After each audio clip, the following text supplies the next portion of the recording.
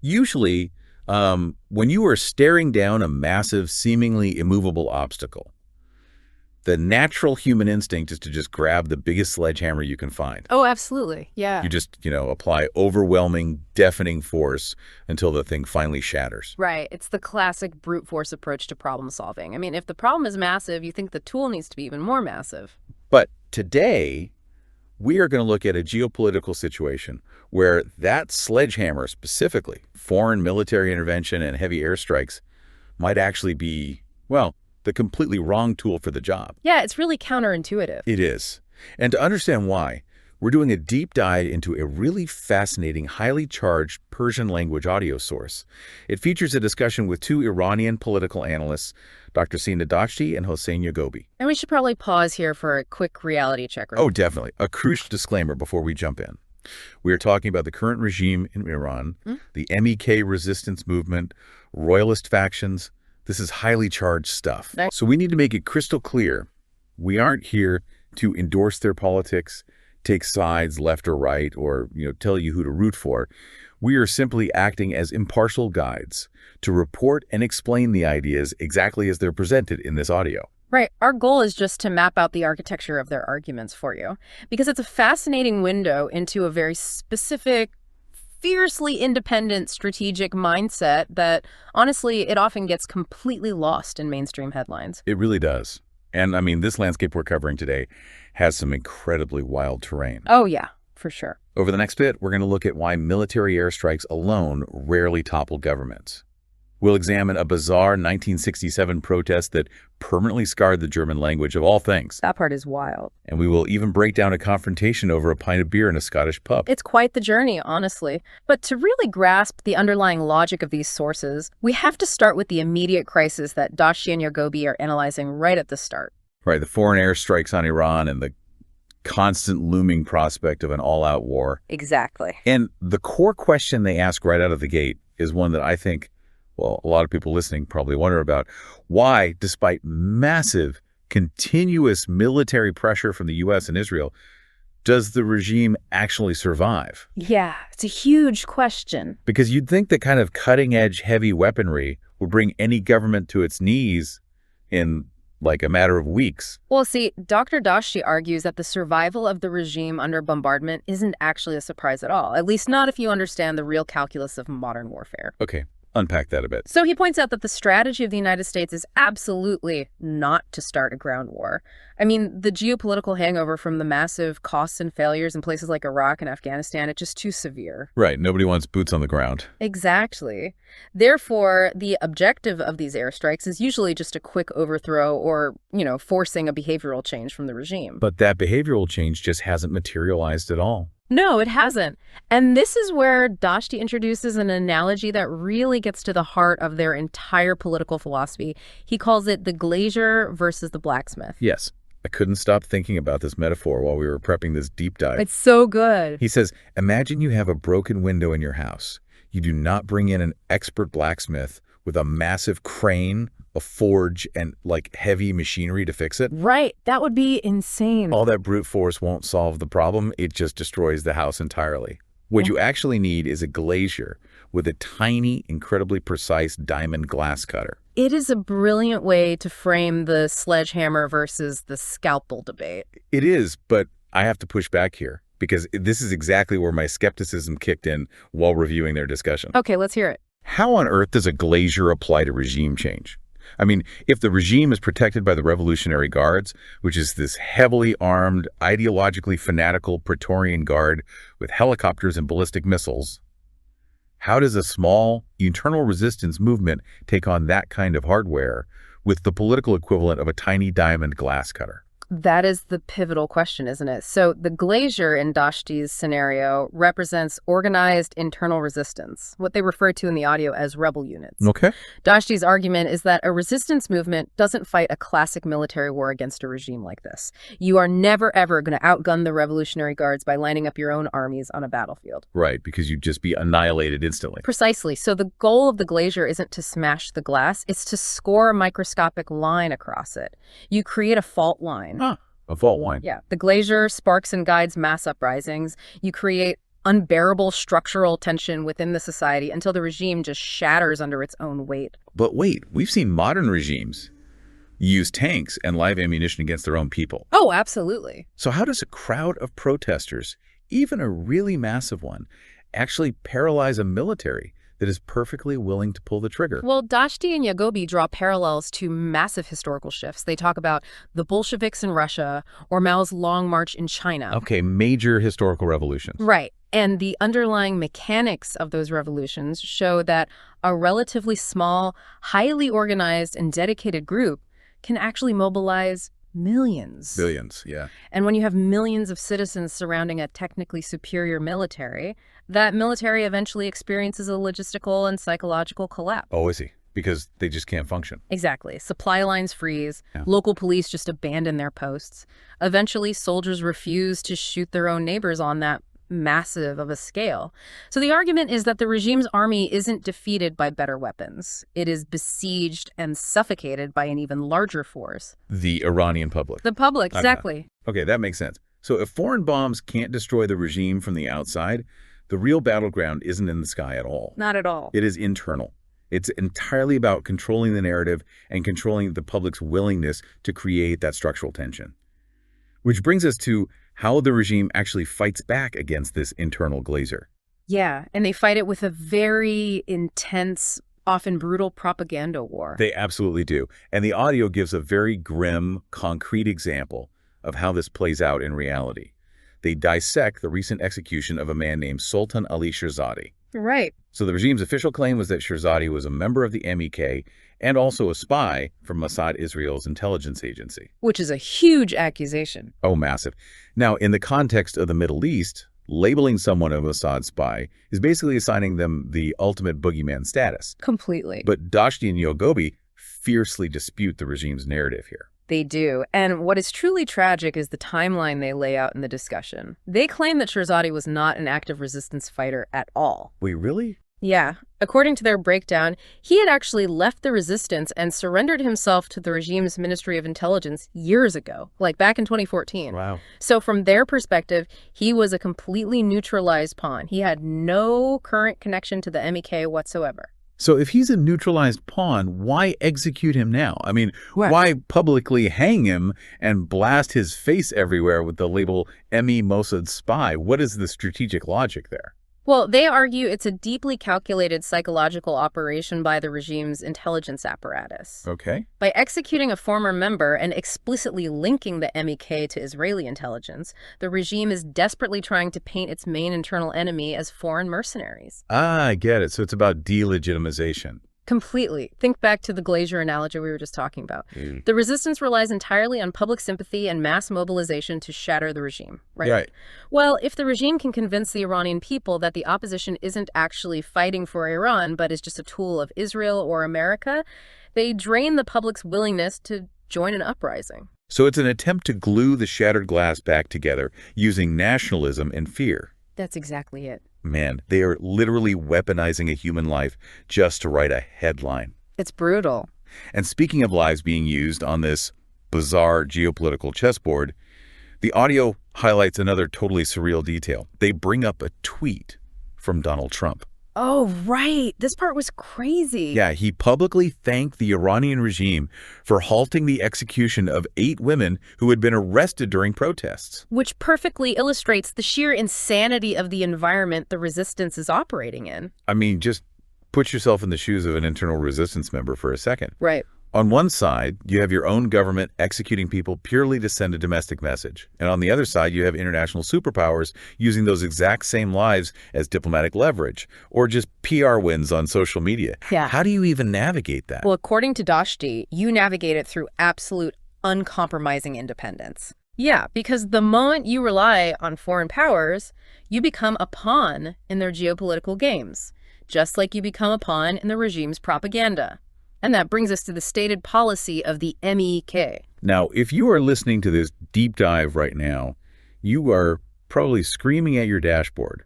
You're thinking, if you are fighting a regime with ballistic missiles and your strategy takes decades of grueling internal work, why on earth wouldn't you just take the money and the weapons from the US or Israel? Take the shortcut. Right, take the shortcut. It is the most logical question to ask. But Dashti outlines a very strict historical policy.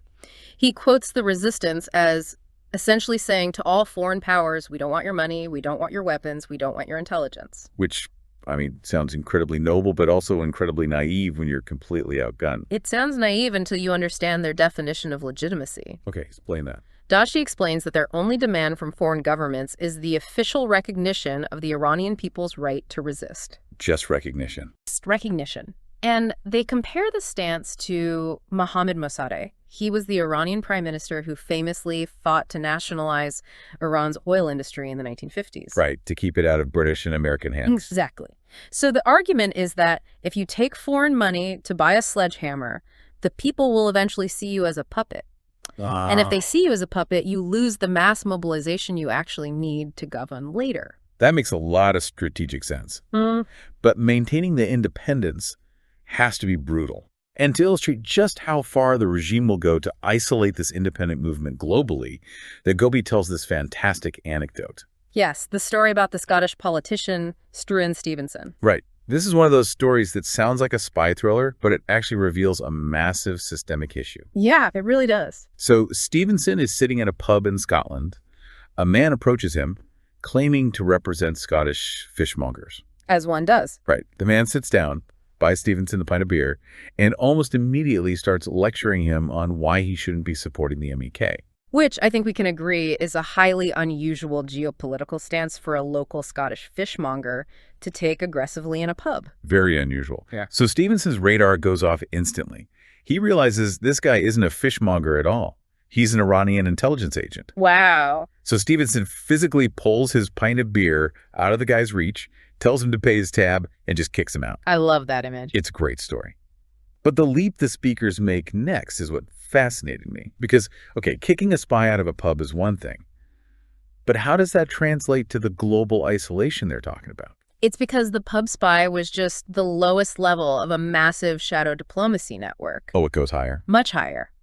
Dashti and Yahgobi argue that the regime didn't just send guys to bars, they actively fed highly curated intelligence dossier to Western foreign ministries. Like who? Like the UK Foreign Office or the US State Department under the Clinton and Obama administrations. Wait, are you telling me Western governments were basing their foreign policy on intelligence hand-delivered by the very regime they were opposing?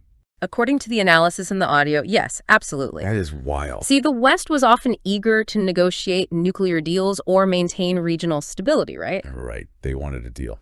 So when the regime handed them dossier painting the MEK as a dangerous terrorist organization, Western governments were perfectly happy to use that intel to sideline the opposition and appease the regime. Just to smooth things over. Exactly.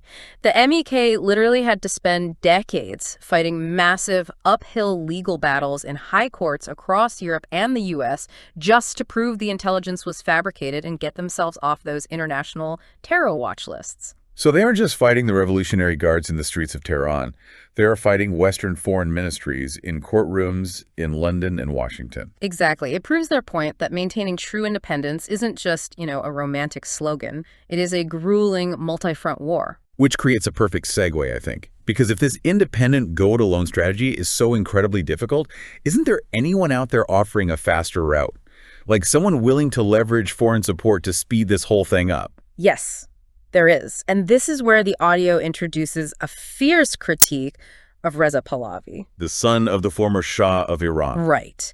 And he is doing the exact opposite of the Glazer strategy. He is actively touring Western capitals, courting foreign powers. And Yahgobi goes in hard on a recent trip Pahlavi took to Germany. Oh, he really does. He frames the entire tour as a project pushed by foreign lobbies to create what he calls a fake alternative to the regime. Yeah. And by all accounts in the audio, the trip was just a diplomatic disaster. A complete misread of the room. Yeah. The German government officially ignored him. He managed to get an unofficial meeting with a politician named Armin Laschet, but that just caused a huge media scandal in Germany because Laschet wasn't supposed to host him on parliamentary property. Right, it was a mess. But the real climax of this disaster was his press conference. A female reporter for a left-wing German newspaper called Taz asked him a really tough question about his shifting political stances. Yeah. And Yahgobi describes Pahlavi being left completely speechless, just nervously gulping water at the podium. And the fallout from that single question was intense and incredibly revealing. Right. Because after she asked that question, the reporter was relentlessly attacked online with death threats by Pahlavi's supporters. Unbelievable. And as if the trip couldn't get any worse, an Iranian student actually threw ketchup at Pahlavi during a public appearance. It's just one thing after another. But hearing all this, I had to ask myself, why Germany? Why is the German public, the media, and the political class specifically so viscerally hostile to the Pahlavi family? Well, to understand that hostility, you have to understand the ghosts of 1967. 1967. Yeah. The audio brings up a tragic historical event that proves the shadow of the father absolutely still haunts the son today. Tell me about it. So in 1967, the Shah Reza Pahlavi's father visited Berlin. And during that visit, his secret police, known as Savak, were brought in to manage the crowds. Wait, his own secret police? Yes. They literally used long clubs to beat German university students who were protesting the visit. Let that sink in for a second.